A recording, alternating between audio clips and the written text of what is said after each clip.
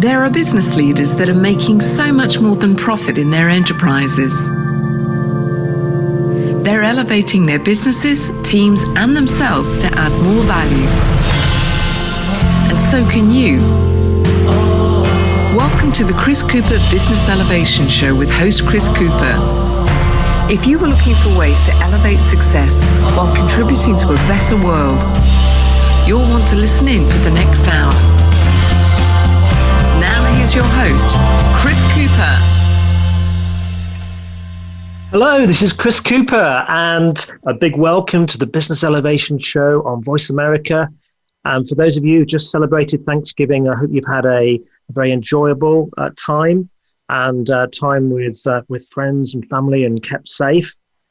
Today, we're going to talk about everyday peace. And I can't think of a better subject at the moment when people may be suffering a lot of anxiety and stress with what's going on around the world. And we've got an amazing guest today, Dr. Drayvon James. I'm so looking forward to the conversation with her. Before we go into that interview, I'd like to say a big thank you to Karen Wilson Starks, who I interviewed a couple of weeks ago on the call to positive leadership. And I would really recommend, if you've not listened to that interview, do take the time to do that. So I felt like I was talking to Oprah Winfrey. This lady has the most amazing voice and language patterns and intellect. And we were talking about the need right now for people to step up, to elevate their leadership in a very, very positive way and help us to unify, bring people together when there were lots of divisions. And she was drawing upon the thinking of Martin Luther King. And it was just an awesome, fantastic conversation, which I'm still thinking about today. So I'd recommend you listen to that. During Thanksgiving, we played a show with Jessica Richards on the Groundhog Day, and that was about overcoming limiting beliefs. And Jessica's a master at that over here in the UK, at helping people to overcome the beliefs that are getting in their way from making incredible progress. And she's hugely in demand by the CEOs of organizations all over the place to help people step up and do that. And I played that because it's a show that had great feedback in the past.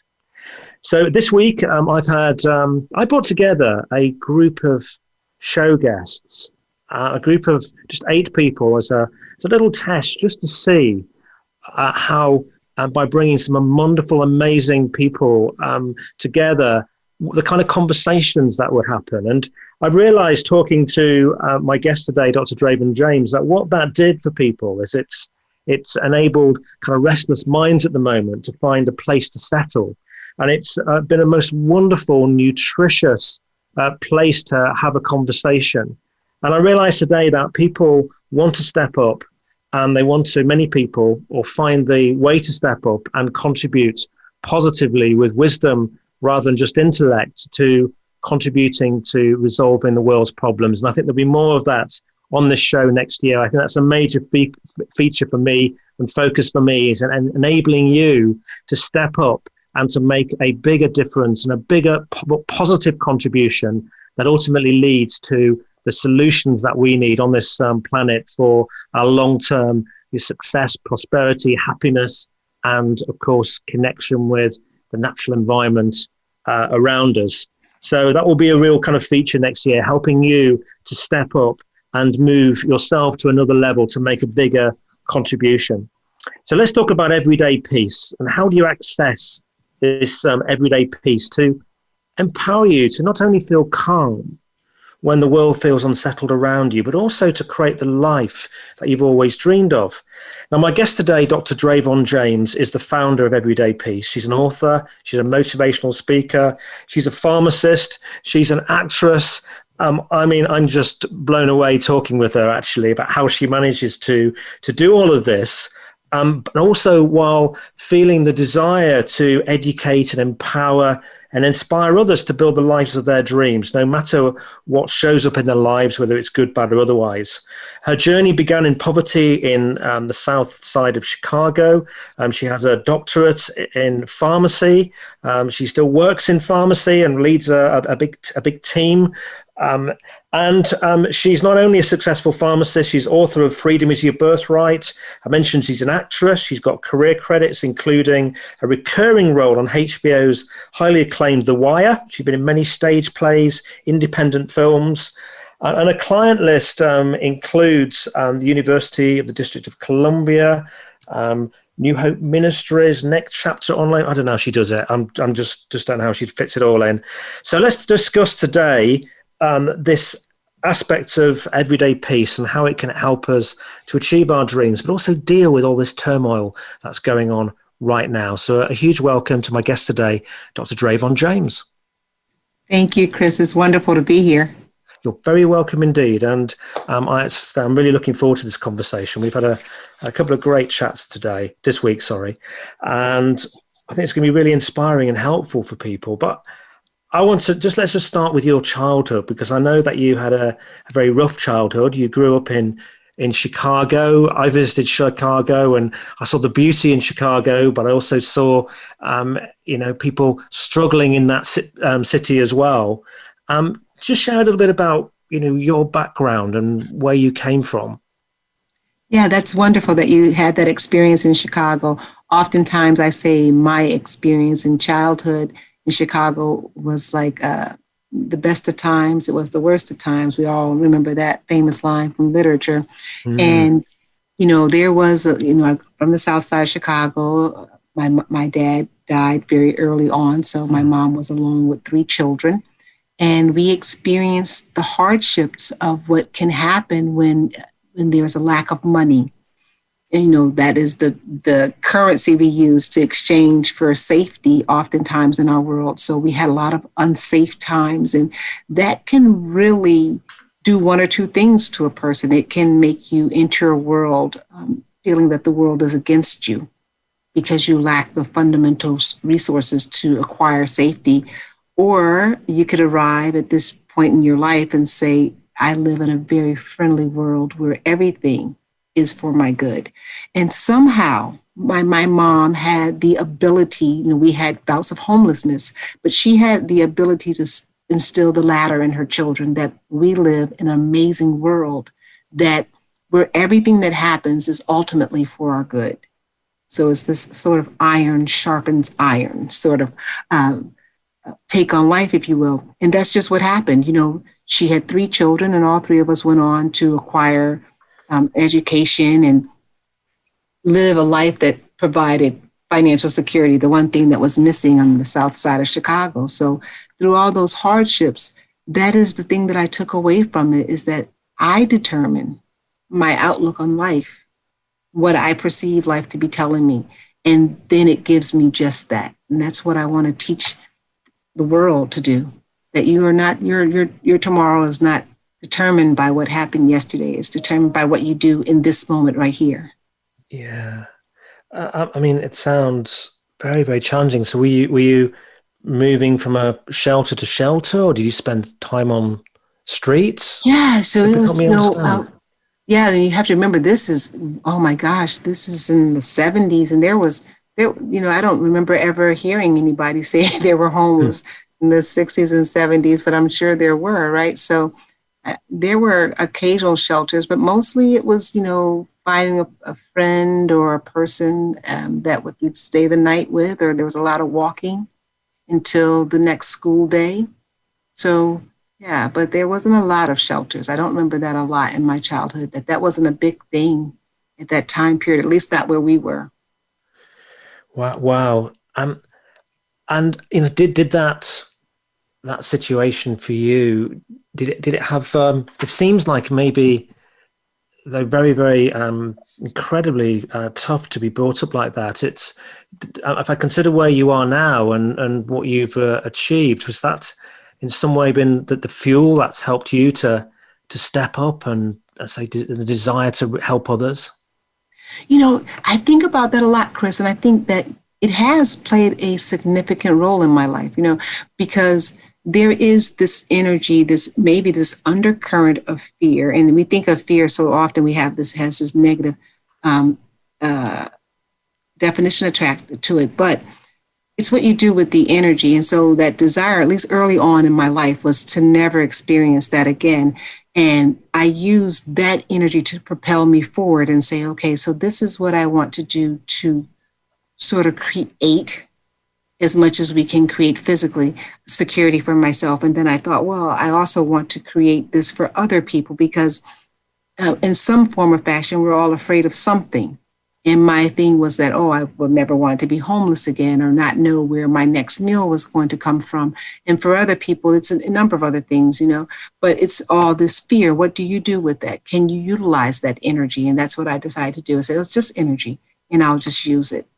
And I'll try to use it to serve others. And that has been, I think, the magic. We talked about that word. That's been my word today all day. The magic. There's magic in that. And I'll find it and I'll use it. Okay. And did you, I've got 4 minutes to break. In fact, I think what we'll do is we'll miss out on this break, if that's okay. Dear engineer at Voice America, actually we just started a little bit late.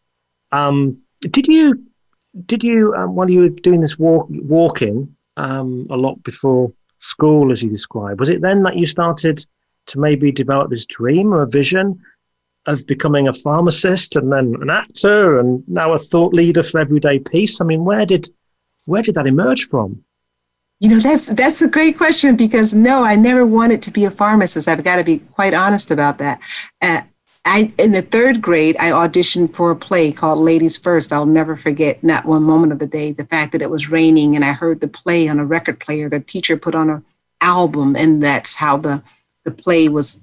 We listened to it on a rainy day. We stayed in for recess. And she said, we are going to hold auditions for that play. And I auditioned, I went, my mom and I worked on the lines, and I didn't get a role in that play that year. And in the 4th grade, we did the same play and I auditioned. I just knew I'd get it. And I got a non-speaking role as a tree again. But I knew in the 3rd grade that that's what I wanted to do, that I wanted to be an actor. It's just so happened that I was great at math and science. And my mom said, the best way to secure your future is to go to medical school, because from there, the sky is the limit. And I thought, okay, I'll do it. And I happened to be in the 12th grade, and a pharmacy school came to my school, and I was in Latin class, and I was really one of those people always looking to serve. So the front office knew me. No one had signed up to go to this college. They were there, to recruit. Not one person in the high school signed up for that recruitment session. And so the principal came and got me out of Latin class and asked me, would I just sit in as a courtesy because they'd come this far? And I thought, sure, of course I will. And so I was their captive audience. And boy, they did the dog and pony show. And I saw myself. And I said, well, I was going to go to medical school. He goes, this is a sure way in. You'll become a pharmacist. And then while you're studying for the MCATs, you'll be making a great income. And, I said, well, okay, I'll do it. And that's how I got to become a pharmacist. And when I got there, I realized this is going to be it for me. I'm not going to go further and become a medical doctor. This is good here because it will allow me to do some other things. And then I went back and got my doctorate degree in pharmacy. But that's how I got there. It was no plan. It was, and I thought, and it really changed a lot because I thought, I'll just graduate and then I'll go become this, this actress. But it didn't work that way. I graduated and I loved what I was doing, but it still wasn't my passion. My passion was really still acting. And I got to back up even more so because at 17, I was getting ready to go to pharmacy school. And my brother gave me a book, The Power of Positive Thinking by Norman Vincent Peale. And I knew in that moment, I said, when I read that book, I said, whatever this guy just did for me, this belief, this door that he opened up in me, I'd like to do that for people. And I didn't know what a motivational speaker was. I didn't know what an inspirational speaker was.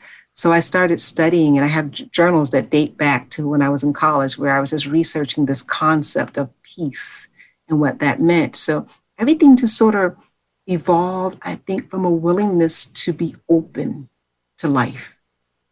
And today you're leading a pharmaceutical team of about 40, I believe, and you're acting, and you're a mother, And also, you're doing this interview with me now, and I do know you do lots of these. You've written a great book, and I mean, how do you manage to fit all of this in? I'm kind of intrigued, and how do you do it? Then we'll talk about your acting.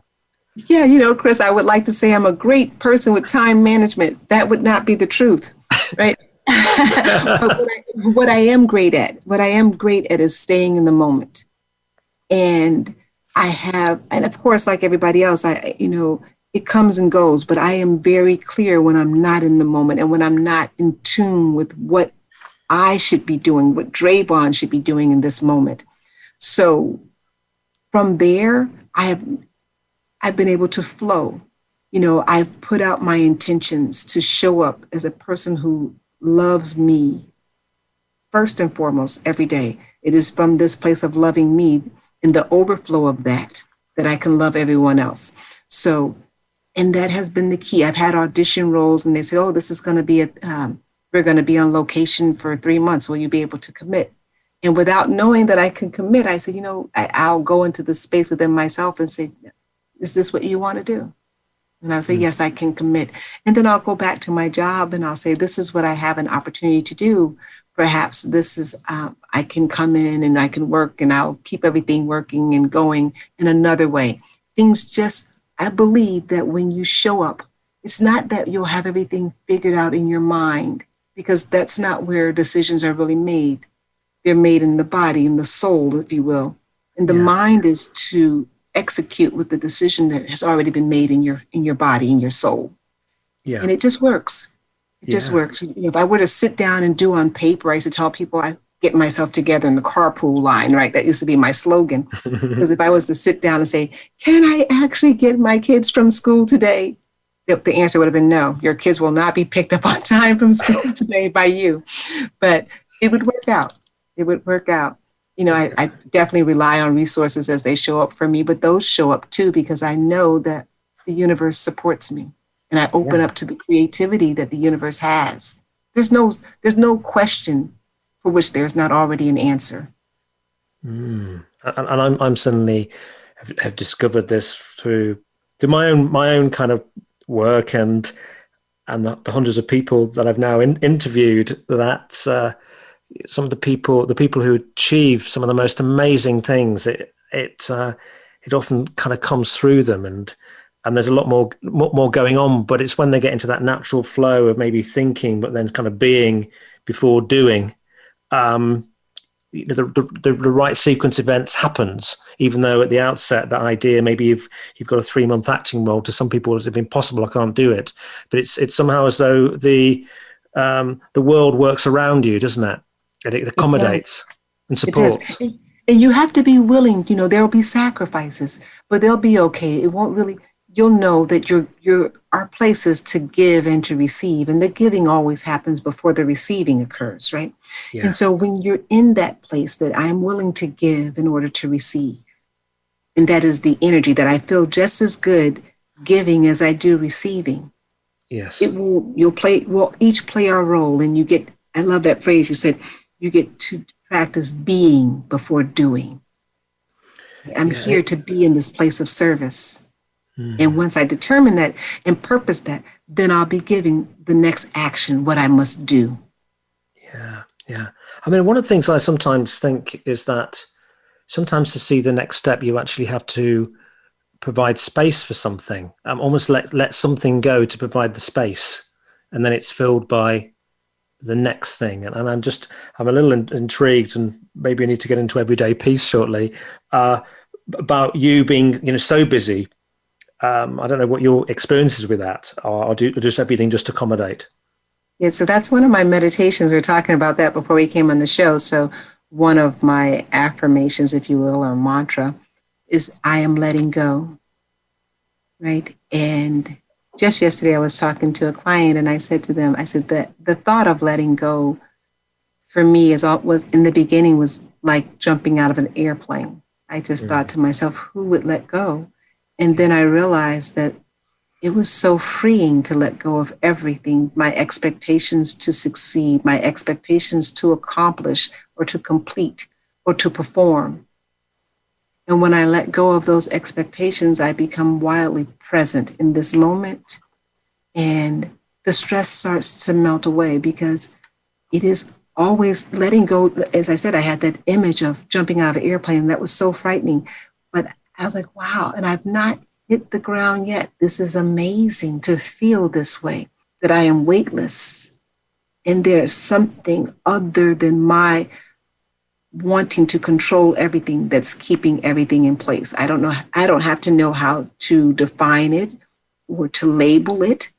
I just need to stay in this perpetual practicing of letting go. So when everything gets to be, oh, I'll never finish that, and the deadlines get to be too much, and I'll sit and I'll meditate simply on, I am letting go. Like it. You just added a new one into my toolbox. Thank you. You're welcome. That's great. I think that is really important to free that up, isn't it? Free that space. And sometimes, we can have these worries and anxieties, and we're starting to talk here about creating peace. And I guess we're talking here about the ego. When you're talking about expectations and accomplishment. And I remember when I left my corporate life, and my parents are very proud that invested money in my education, and there I was in this big job and with lots of responsibility, and my parents were proud because they could tell their friends. And then one day I said, I'm leaving it all behind. I'm going to set up and work on my own because I want to help. I want to help people. I want to help leaders improve and develop. And I'm going to, in their mind, I threw it all away. And for weeks they were ringing my wife up, saying, "What's he doing in his office? He's always on his computer." And they were, it was only when I got my book came out, that they suddenly had something they could hold on to, Yeah, that's funny because my mom used to always ask. She was fearful of me to want to pursue acting. And then one day she was in Chicago and I'm here in Maryland, and she turns on the TV. She said, and she was absently, doing another duty. She said she heard my voice, and she turned around. She said, and I saw your face. She said, she said, my daughter is actually an actress. Oh, she must be so proud. That I had been doing so many things, but she was almost ashamed maybe that I would waste a doctorate degree in pharmacy on this frivolous dream to be an actress. And so I tell people all the time that you have to live, you have to listen, become aware of who you are and listen. If you follow that, you'll never go wrong. And those people who were so afraid for you because they loved you so much and they were living in their ego, once you do something, it will free them to follow a little bit more the voice that's inside of them. Yeah. I completely agree. But she must be so proud of you from where you came from and the challenges he had around survival to see you achieve a doctorate in pharmacy, and you've developed this acting career. I know you've been regularly appearing on HBO's The Wire. We don't have HBO in the UK. I've just discovered, so I've not seen that. But that must be, a big moment for you and your family and connections to achieve that. Oh, what have you learned from that? Yeah, it was one of the biggest roles. I've done a lot of roles, but it was one of the biggest roles where I would be, on the train or in the airport, and people would say, oh, even now, and it's been some years, people will say, I know you. I see you on TV. So, that was huge for me because I honestly felt like this is since the third grade, and it helped make a believer out of me more so too, that, you're always doing the practices and doing the work and developing yourself. And then when you have these moments where it's so crystal clear, not only to you, but to other people, and you realize this is helping somebody else, it's like, oh my gosh, this stuff works. Well, we're going to go to commercial break now, and after the break, we're going to talk about everyday peace and some strategies for you to generate this peace and create the life you've dreamed of, like Dr. Draven James has. So we'll be back with you again in just a couple of minutes. You need to come back for this. From the boardroom to you, Voice America Business Network. Would you like to work personally with the host of this show to help realize your potential? Chris Cooper supports business leaders and high potential individuals to achieve greater success in their businesses and careers. Support includes the opportunity to join a high return group mentoring and mastermind program called the Achiever Program, one-to-one mentoring and coaching, facilitated leader development workshops and speeches. Email info@bemoreachievemore.com to arrange a free, no obligation consultation to see how Chris and his team can help you. Have you become a member yet? Sign up now to become a member of Voice America. It's always free and easy.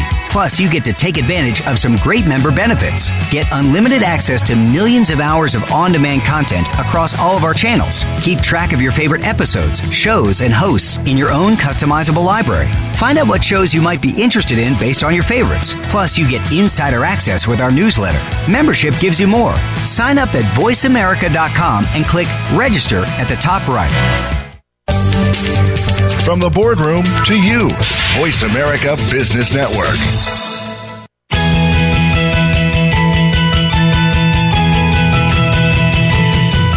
You are tuned into the Business Elevation Show with your host, Chris Cooper. If you have a question or comment about our show, please direct your emails to chris@chriscooper.co.uk. That's chris@chriscooper.co.uk. Now back to Chris Cooper.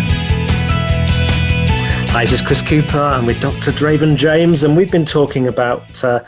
Draven James' background. I think it's been really helpful to discover that and realize that whatever situation you're in right now, and it could be with this COVID situation, you may have lost your job, or you may be worried about your job. You may be looking, I don't know, whatever your situation, you may have challenges around health, whatever. Is that, even from the toughest of backgrounds, and Dr. Draven James talked about her background there, walking, doing a lot of walking, as being homeless before going to school. And, through her sort of visioning, she's now got a very amazing portfolio of work and achievement.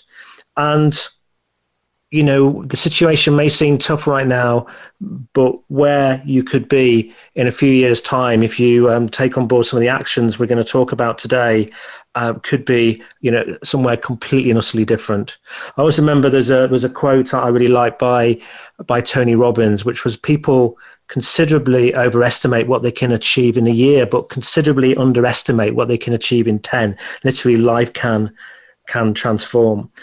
So, Dr. Draven, let's talk a little bit about everyday peace. Now, what is it for you? What does it really mean?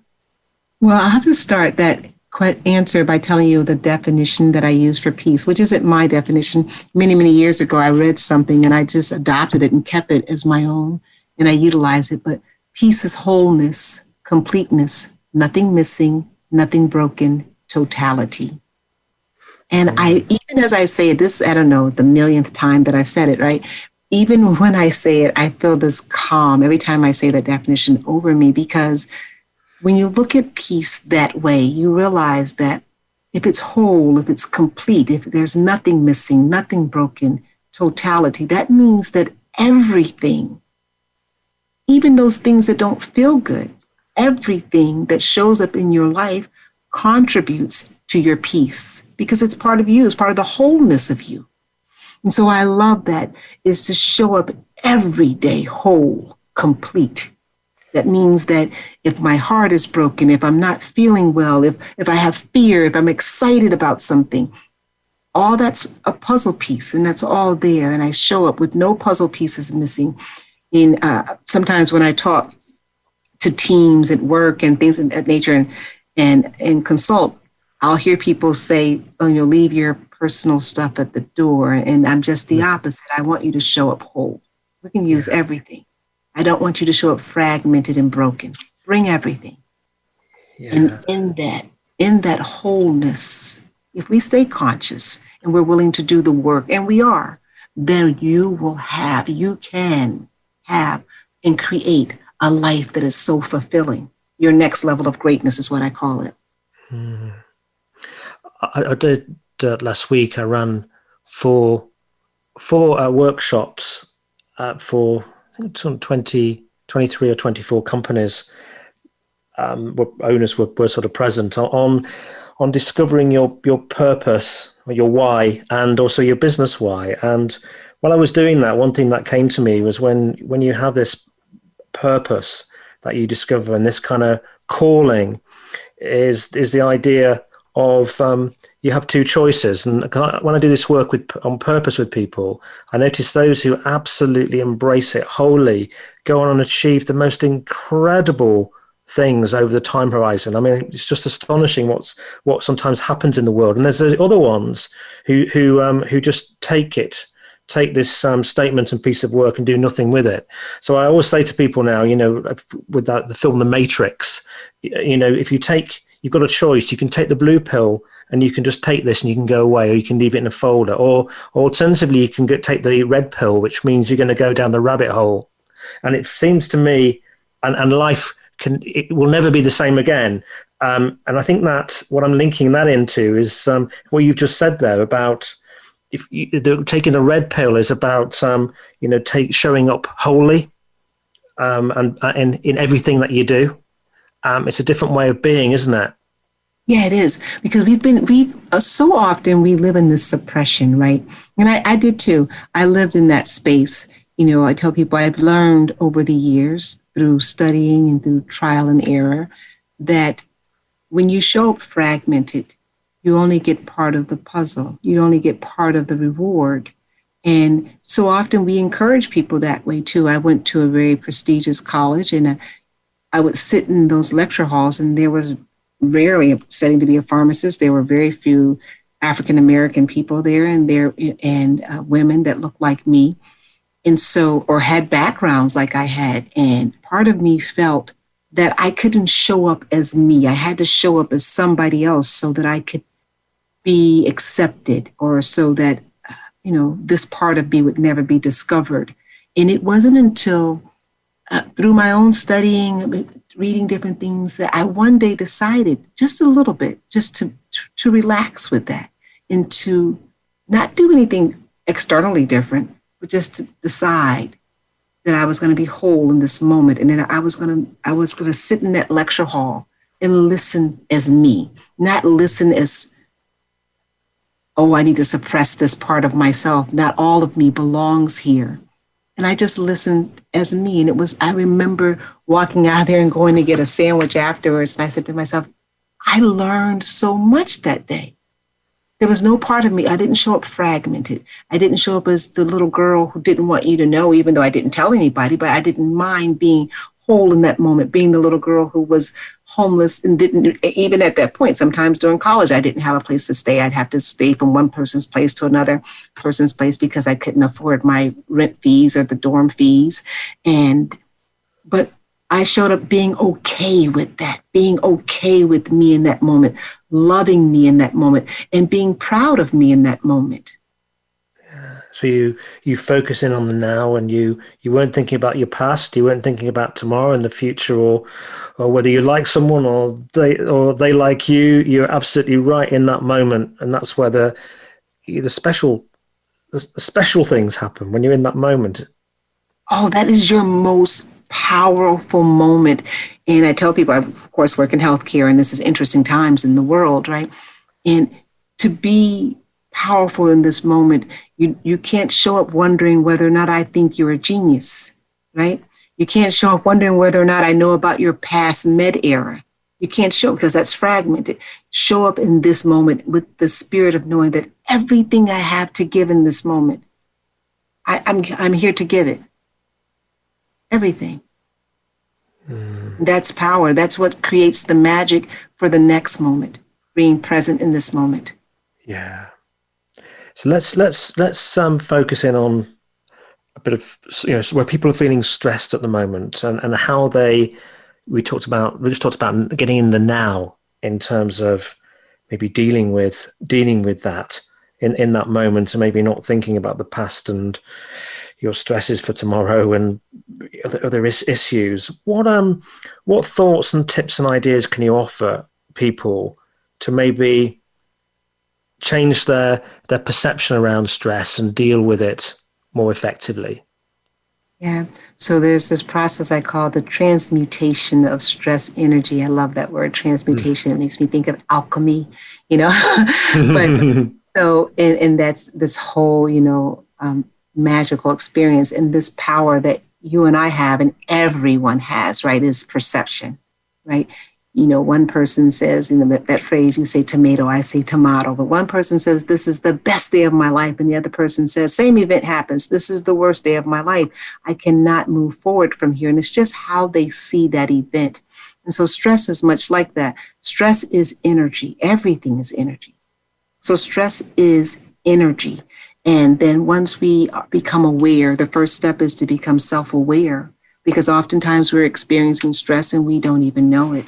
We are feeling overwhelmed or just oppressed by something, and we're not even aware of that because we're on autopilot. So the first thing is to become aware, do what I call body scans. And most people are aware, are familiar with that term, but just checking in with yourself from the sole of your feet and just asking the question, how am I feeling, and waiting to see if there's any sensation in the feet and moving up to the ankles and to the calves and the knees and the thighs and going all the way up to the crown of the head and asking the question, how am I feeling, and waiting for the body to respond. No pressure, right? Just creating an awareness that's in the body, because that's generally where stress is. Before it gets in the head, it's in the body. The body was trying to tell us something, right? It wasn't necessarily saying run. It was just saying, acknowledge me. Yeah. Just acknowledge me. Take a moment and acknowledge me. And so from self-awareness, being aware, it's okay. Let's not close our eyes to stress. It's, be aware that it's here. And then self-acceptance is my number 2 thing, is to say, it's okay. Just because a lot of times we get into this judgment, well, my coworker or family member experienced the same thing and they didn't have all of the stress. What's wrong with me? We're not here to judge ourselves. We're here to accept ourselves. That's you. This is me. This is how I'm wired. You're special. I'm special. We're like snowflakes. There are no two that are exactly the same, and that's beautiful. So to become accepting that whatever this is in this moment, it is having this impact on my body. It's creating this situation that feels like stress. And I know intellectually that stress is equated with energy. So I know that. So I'm moving from self-awareness to self-acceptance and then to conscious forgiveness, because in that conscious forgiveness right there, things happen simultaneously. We're quick. Once we become aware, the ego pops in and says, oh, you're a bad person for feeling that way. Or you're not good enough for feeling that way. Or you'll never succeed for feeling that way. So we go into this forgiveness immediately. I forgive myself for believing that I can't make it through this. I forgive myself for believing that I'll never achieve this again, or I'll never have that again. We forgive ourselves for those moments of doubt and then move into gratitude. I'm so thankful that I'm aware. I'm so thankful that I can use this energy, this stress energy, for the number 1 thing that it can do for me, which is to move into a place of service. It's energy. Sometimes we can't find the answer for ourselves. Right? We hear those busybodies in families and on jobs who are always poking their nose in other people's business. But there's something wonderful about that if we do it in the right way. In our moment of stress is to say, I can't right now slow down or calm down enough to find my own answer, to get myself out of this box. But I know this is energy. And instead of letting this energy stew and destroy my nervous system and raise my blood pressure and wreak havoc on my sugar, my diabetes, or what have you, in my sleep, what I'm going to do with this energy is seek out ways that I can serve. Even a small thing. A smile is service. A compliment is service. A word of thanks to someone is service. So those are just a few ways that we can really use stress. And when we start to use stress, right, when we start to utilize that energy, we start to calm down. The nervous system starts to calm down and we kick into parasympathetic nervous system. All that, the names don't matter. What happens is that there's a switch flips in the body. And now creativity starts to happen. You don't consciously have to go looking for the answer because the answer was always there. It sort of just starts to unfold. You get these impulses. Maybe I should walk outside. I could tell stories about what's the different stories that people have told me that I've worked with. But things start to unfold for you. It's just to utilize that energy. It's there. But once you do these steps, the awareness, the acceptance, the forgiveness, the gratitude, the service, once you get into this space, that energy transmutes itself into creative energy, life-affirming creative energy. And you'll find yourself moving towards a solution. And so I know I'm going on, but I have to say one other thing is that we have this desire, and I feel really led to say this during this time period for people who are in business and not in business, just doing life, is that we're looking to go back to the way things were. That's not what life is. We don't move backwards. We move forward. Be open to that, to flowing to the way it's going to be by being present in this moment. We're not reaching backwards and saying, oh my goodness, I wanted to go back to pre-COVID or We're on a one direction train. We're moving forward, and that's okay. We're safe to do that. Yeah. Wow. You weren't going on. If you had been, I'd have stopped you. It was flowing so beautifully and so helpful that I would not have stopped it for the world. So I mean, that's interesting. You mentioned there's a couple of things I wanted to mention, but you mentioned there about, in COVID, where obviously you've had in the United States, this goes out very globally, but people will be aware that there've been elections and challenges in the United States, and there are issues around diversity and those sorts of things. But the reality is, isn't it, that through life we're always going to have ups and downs. It's never going to be, as you might see it, plain sailing. But that's what life is about, isn't it? Isn't it about navigating these situations and moving forward? Right. It's about the journey, right? We're looking for this. We're always looking towards the destination. Nothing wrong with that. But it is this journey. There's always we're all at different phases of development. When I started this journey of peace, I really believed that I was looking for the solution to never having another problem in my life. I was 17 years old, and I thought, Norman Vincent Peale has figured out how to not have any problems. He doesn't have any problems, right? This is the inner working minds of a 17-year-old, right? And so what I realized, as I kept going on many, many, many years and decades on, is that what I was discovering is how to utilize everything, to reach my next level of greatness. And in that, you're so right. There's always going to be something that to the natural eye doesn't look or feel right, but it's okay. It belongs there. If it's there, it doesn't mean it belongs there forever, but in that moment, if it's there, it's our job to utilize it, to become more in tune with ourself. Yeah.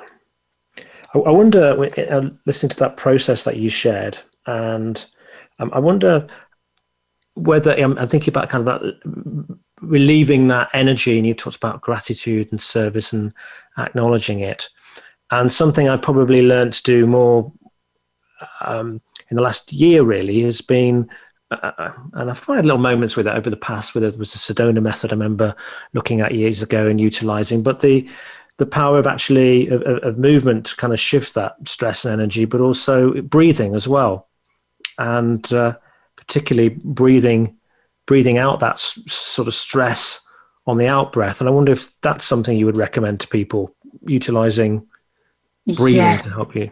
Oh, Chris, you know how often we are holding our breath. So for our listeners, I would love for you to check on that. I realized way back early in my 20s and 30s that sometimes I would hold my breath and clench my hands together.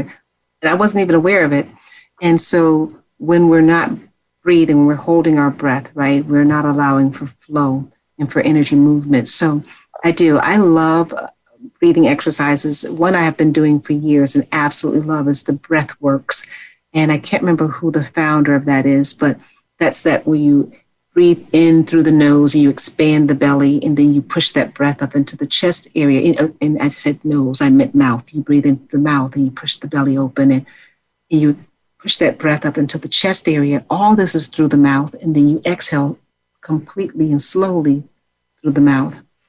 And I love the way that energy, I can really feel the energy moving in me. And there's so many exercises.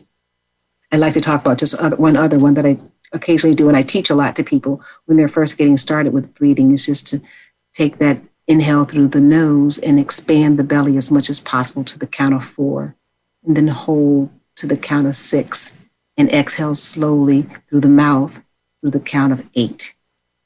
Yeah. And I love that because it brings you from wherever you were. And then when you'll start paying attention, you were either in the past or you were in the future. So the past usually represents some sort of depression, some sort of sadness, and the future represents some sort of anxiety about the unknown. But the present moment represents power.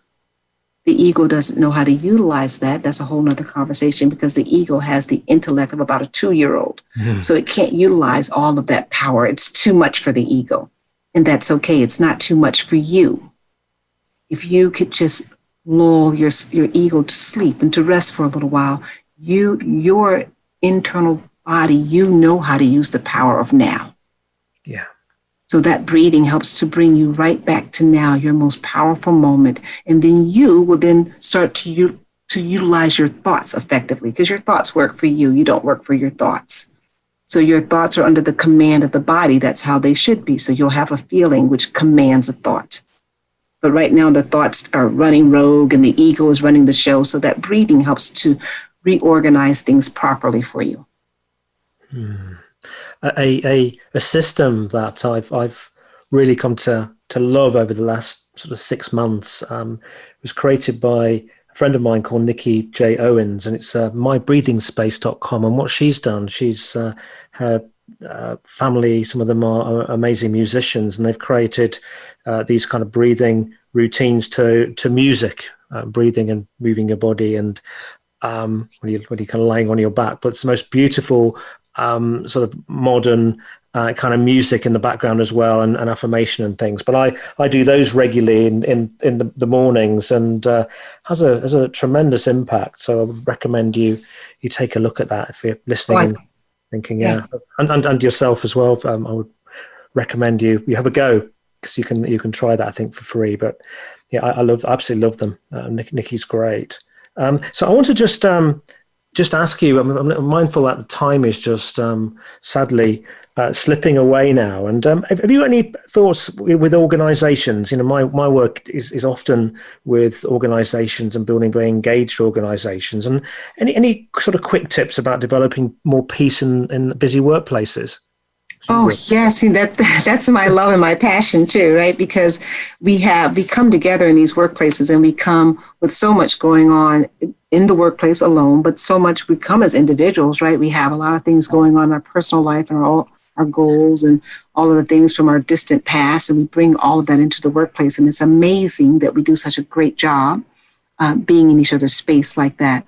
But for organizations, really the thing is, if we come whole, do not come fragmented. Do not believe that you need to leave your divorce at the door or your children's sleepless night at the door. Come whole, bring all of that with you, because the whole person is easier to work with. And then when you bring all of that, knowing that in this environment, not everyone is going to be as emotionally mature as you, right? But you come with your wholeness, all of that. You come with that, and you have a heart to serve. That's all we need here, is a heart to serve. Everything else will show up. Everything else will show up. It's all about the contribution, and the contribution doesn't need to be, mind-blowing, right? Sometimes we're looking to the next person on our team who has the best and the biggest and the most workable ideas all the time, right? But that's not what we're looking for.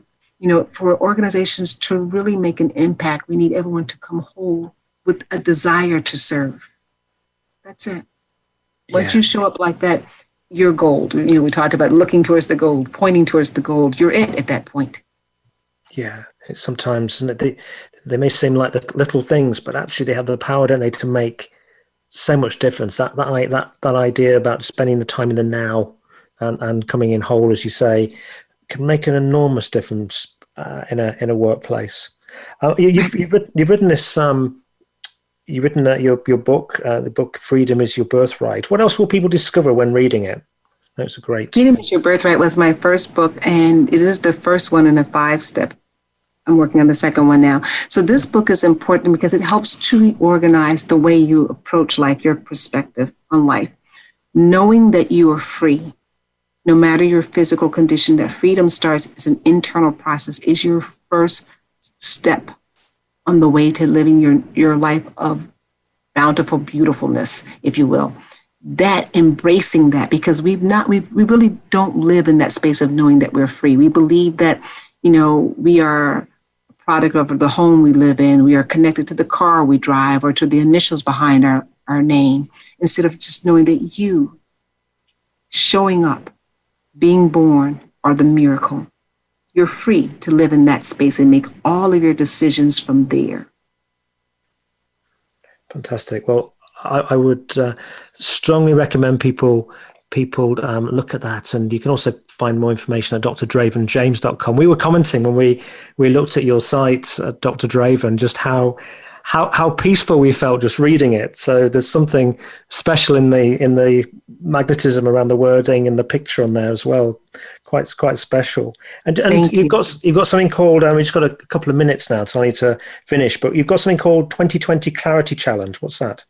Yeah, it's absolutely free. So it's a 7-day challenge to help people get clear on their passion, because quite often we're not living our passion. It's a dream. It's a lofty goal somewhere that we never get to work on.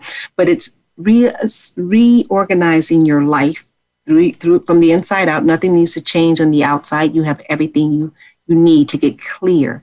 And when you're clear on your way, distractions and chaos don't bother you, because you're clear from the inside out. So I encourage everyone, it's absolutely free and you'll absolutely love it. It involves movement and really helping you to clear out the chaos and the cobwebs, even maybe, from our internal process, so that we can get clear on what our passion is and how to live in that space every day.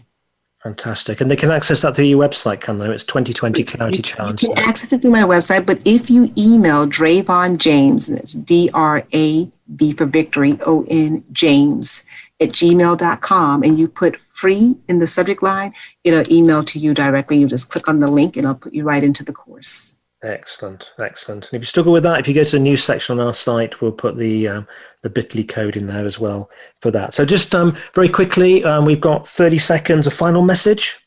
Yeah, I would like all of our listeners to know that you are enough in this moment, that your next level of greatness is something that you have complete control on. Stay present and know that all of your power is now. You are powerful.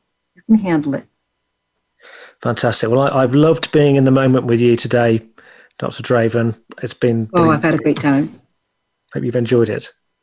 And on next week's show, we've got Daniel Woods, who is another amazing guy. He's from Sweden, and he has an amazing property business, and he has a educational business as well. I think he's linked in with Tony Robbins, and he's done something like over 20 I don't know whether it's million or billion pounds of I think it's million, raised funding for property and his property portfolio, and he's an expert on things like capital and risk.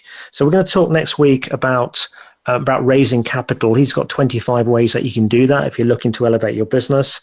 And also we'll talk a little bit about risk. When should you raise capital? Is it worth taking the risk, and how much risk should you take?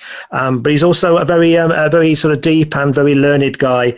And I think you'll really enjoy listening to Daniel next week. I've absolutely loved this conversation today with Dr. Draven James. I think I wish you all everyday peace. I wish you to well in taking this information and really working with it, being whole and present in the now, and utilizing some of the strategies that we've talked to, and access some of those resources. Because when you are, it's amazing how everything changes, and if there's gloom around you, how that's really starts to lift, enables you to move forward, and with your clarity around your place in the world. So wish you all well. Any questions or comments, do send them through to Chris at chriscooper.co.uk. I'd love to hear from you, and we'll speak to you again next week. Thank you.